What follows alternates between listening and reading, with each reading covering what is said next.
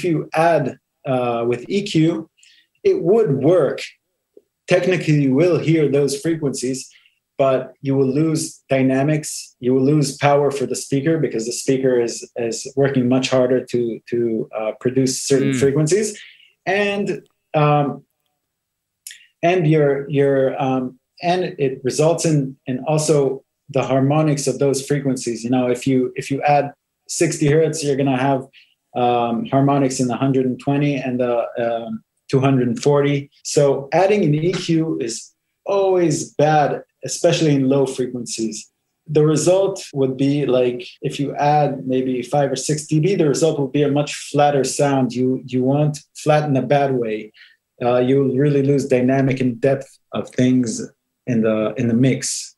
The depth of field, yeah. Yes, even the field, even in higher frequencies. You could, if you add 80 hertz, you can lose in the 300. You can lose resolution.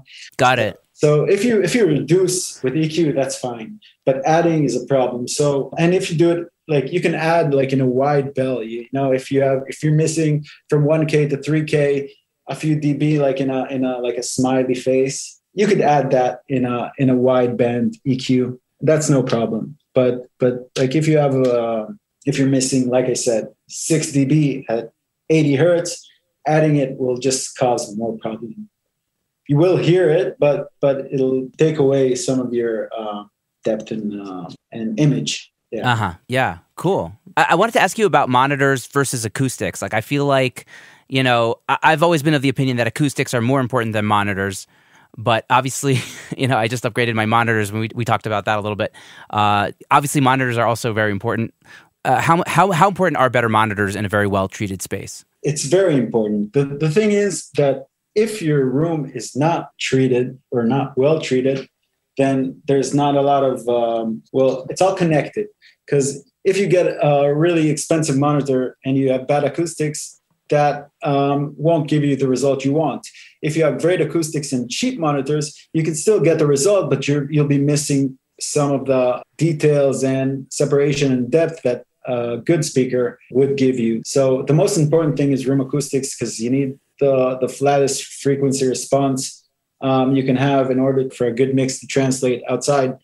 But upgrading your speakers gives you much more, makes your mixes much better because you can get inside, you hear everything much clearer and you can get in a really high resolution in your mixes. You could just, and your main goal at the end of the day, and it's the same with sound cards also. But your main goal at the end of the day is to work quickly and get the results as quick as you can. So whatever you need for that objective, if you do mixes. So at the end of the day, if your objective is to work fast, get more work and give great results. So all these things contribute to that. Like if you're an amazing mixer and it takes you 2 weeks to make a mix, then it's not good for your business. Yeah. But if you can, finish a mix in 4 hours, that would be amazing. And the way to do it is good acoustics, good sound card, and good monitors. And it doesn't really specifically have to be expensive monitors. There are great monitors for 1,000 shekels and for $500. There's amazing stuff these days. Yeah, what I noticed with I was using these Yamaha HS80s, and what I was noticing was that a lot of the mid-range was quite smeared, and I was having a hard time getting. Actually, the lows in this room were really good. They translated really well. And it was really the mid-range, like 1,000, 2,000 hertz, where things would get like messy. And I would like tweak an EQ or something, and then I would listen back on like AirPods, and I'd be like, oh, now it sounds worse than it did in the studio. That was like the biggest issue for me, really, with the cheaper monitors. The first thing I noticed when you have a good room and you have good monitors is that you do less process, less EQ, less compression. You just place the things in the mix volume wise, and then you just fix the specific problems. Once you hear great, mixes are much easier. Right. Yeah. I definitely was tending to over EQ, and maybe it's a bigger general issue for me, but yeah, I'm hoping that with these new monitors things will will be a little bit faster and easier, like you're saying. Yeah.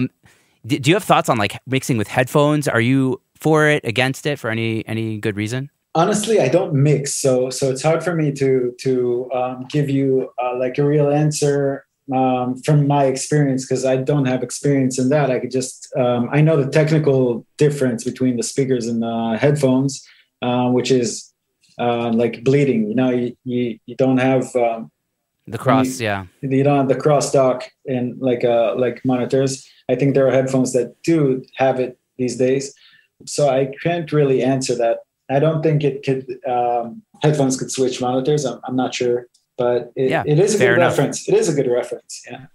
Because lots of people hear music through headphones, so it's great to check it out. I actually talked to a mastering engineer who told me that she does a lot of work on her headphones because she knows that people are going to be listening on headphones. Yeah, and I think she had it was Elisa Pangsang, and she's using like Focal Clears or something to do that. Yeah, I heard like, that. In addition to like ATCs, yeah.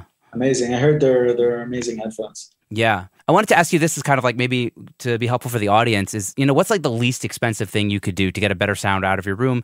And let's say not even necessarily for mixing, but just for like just for tracking, to make sure that you're not getting that roomy sound when you're recording a vocal or a guitar or something. Like, what would be like the first easiest, least expensive thing to do? I don't know. Just pick up a bed and put it up against the wall. I don't know. That would be the easiest. Like a blanket or a bed or whatever. Just when it comes to mixing, you just put the most massive foam or rock wool or mineral wool against the back wall or the front wall. That would be the first thing to do. Yeah. So tell me about your work with the Waves. I know you built like a studio in their tower in Tel Aviv. Like, what was that? What was that like? What did you do there exactly? Yeah, they called me up and they wanted me to build their plug-in test facilities, like their new studio in the tower in Tel Aviv. And yeah, I took the challenge. It was actually pretty fun because we had to build the room from scratch, and there's lots of sound engineers there, so you have to make everyone happy. But once I fixed the room modes, then it's more of a matter of taste. So when I have like a normal client, I would fix the room modes, and then he tells me, okay, I want it drier, I want it more diffused, I want a bigger sound. I could do that. With Waves, it was different because I had to take notes from 10 different people. So it was pretty fun. I enjoyed it, and they always said, "Okay, don't worry, we'll pay you. Don't worry. Let's try fixing that." So yeah, but it was all like really fun, and they loved the room, and we got amazing results acoustically. It was like a really big challenge for me because they were like very picky on every frequency. In a good way. So I learned a lot from there, and I had to like fight the sound waves. So yeah, that was awesome. What was entailed in like building a studio in like a massive tower in Tel Aviv? Like, did you have to do sound isolation as well, or was it just treatment? Like, was it all good because of the concrete? Like, what was it like? Yeah, we had to do sound isolation. I didn't do the building itself. I just did the acoustic treatment. So we just made a plan, construction plan for the people there, and they built it. They built the room, and I built the door, and I double glazed the glass, and then we did the room acoustics. So the manager from Waves said, there was this point, he said, okay, this is the best room in Israel. So once he said that, I was, okay, we're good. Now, how long did you spend there? Wow. Many months. Like, wow.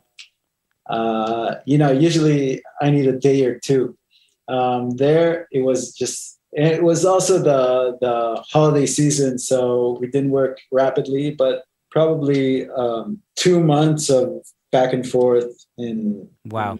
Yeah. And you usually do like a room in a day, right? Like, yeah, a day or two. So, but it was really fun, because they had this end result that they wanted. I was up for the challenge, and they were up for me, for us trying stuff, and we would build something and then take it off off of the wall, and then okay, let's go back to the first thing we did, and we just went back and forth, and it was really fun. Actually, they were awesome people at Waves, and they have a really big passion for sound. So it was really that's fun. Awesome. Yeah. Well, how big was that room? It was like was there also a control room? Like was there No, a live room also? No, It was no, just for testing the plugins. Testing the plugins and listening to music, and it's about 30 meters, 5-on-6, something like that.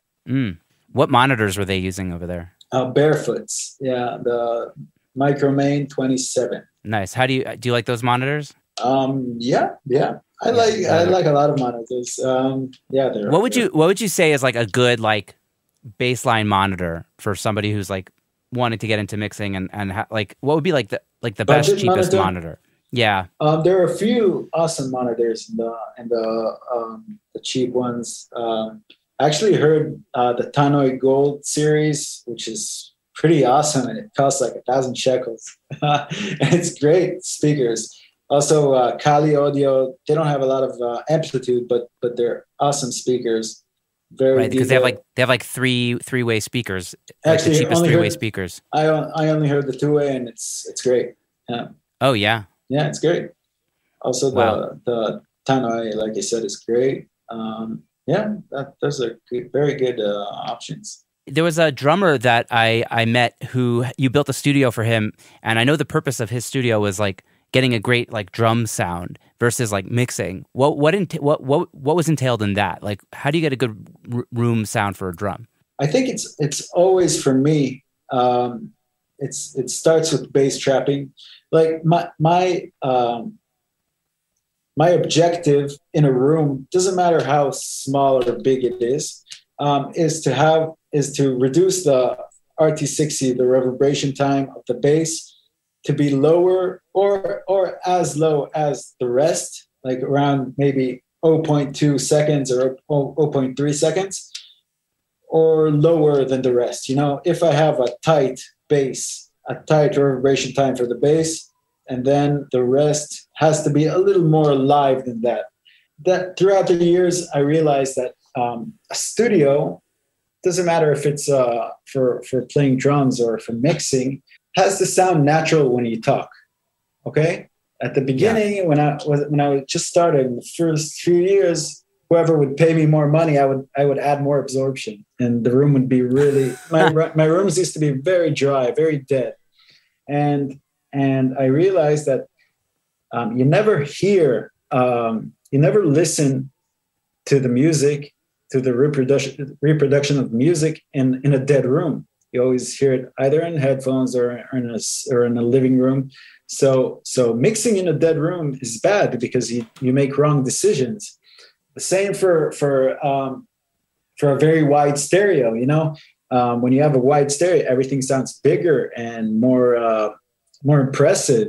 But you have to mix in a fairly small stereo spread and like work hard to make the mix bigger. You know what I mean? Yeah. And not the other way around. Vance Powell, who was recently on my show, is like a 6-time Grammy winner, works with Chris Stapleton, has worked with Jack White. And he told me he keeps his NS10s super tight, like maybe like a meter apart or less, like a few feet apart.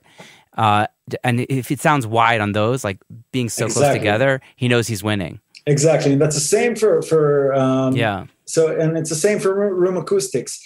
If it's too dry, you're going to make different decisions based on your reverb tails and your compression, because you hear details that you wouldn't hear in like a normal environment. So it's not necessarily good to track or to mix in a very dry room. And that's maybe the disadvantage of headphones, because like you hear it too cleanly or whatever, and it's too sterile. Yeah. Yeah. So you need to work in an environment that represents the area that it's gonna, or the place that it's gonna be played. Yeah. Wow, I love that.